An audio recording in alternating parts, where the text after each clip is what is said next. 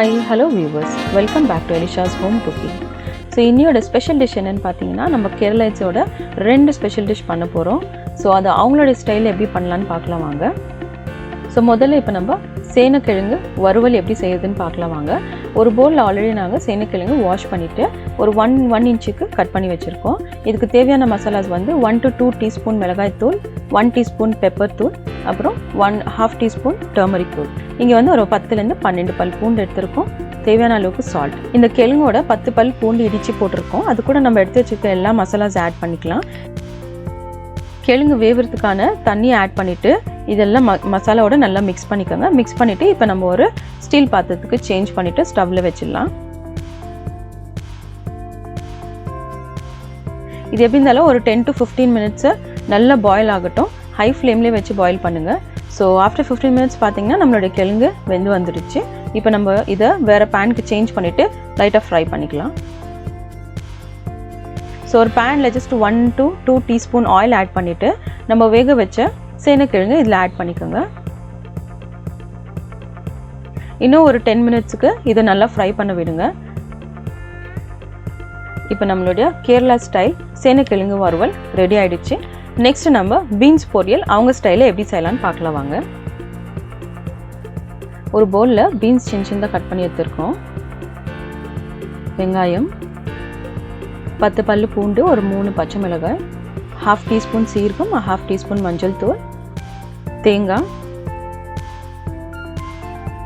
இப்போ ஒரு மிக்ஸி ஜாரில் நம்ம எடுத்து வச்சுருக்க சீரகம், மஞ்சள் தூள், பச்சை மிளகாய், பூண்டு, வெங்காயம், தேங்காய் இது எல்லாமே போட்டு ஒரு கொரப்பாக அரைச்சி வச்சுக்கலாம்.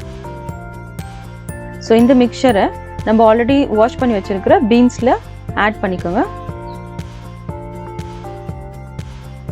தேவையான அளவுக்கு சால்ட், அப்புறம் ஒரு கப் அளவுக்கு தண்ணி ஆட் பண்ணிக்கலாம் இந்த பீன்ஸோட. ஸோ நல்லா மிக்ஸ் பண்ணிவிட்டு இப்போ நம்ம ஒரு பேனுக்கு சேஞ்ச் பண்ணிடலாம். ஸோ இந்த பொரியலுக்கு எந்த ஆயிலுமே இப்போ ஆட் பண்ணாதீங்க. ஆட் பண்ணாமல் இது இந்த தண்ணியிலே கொஞ்சம் நேரம் வெந்து வரட்டும். ஸோ 15 மினிட்ஸ்க்கு பீன்ஸ் நல்லாவே வெந்துடுச்சு. இப்போ நம்ம இதை வந்து தாளிச்சிடலாம். இப்போ ஒரு பேனில் 1 to 1.5 table spoon oil add பண்ணிக்கோங்க. ஆயில் சூடான உடனே அரிசி, கடுகு, கருவேப்பிலை போட்டு தாளிச்சிடலாம். ஒரு 1/2 டீஸ்பூன் அரிசி எடுத்திருக்கோம், 1/2 டீஸ்பூன் கடுகு,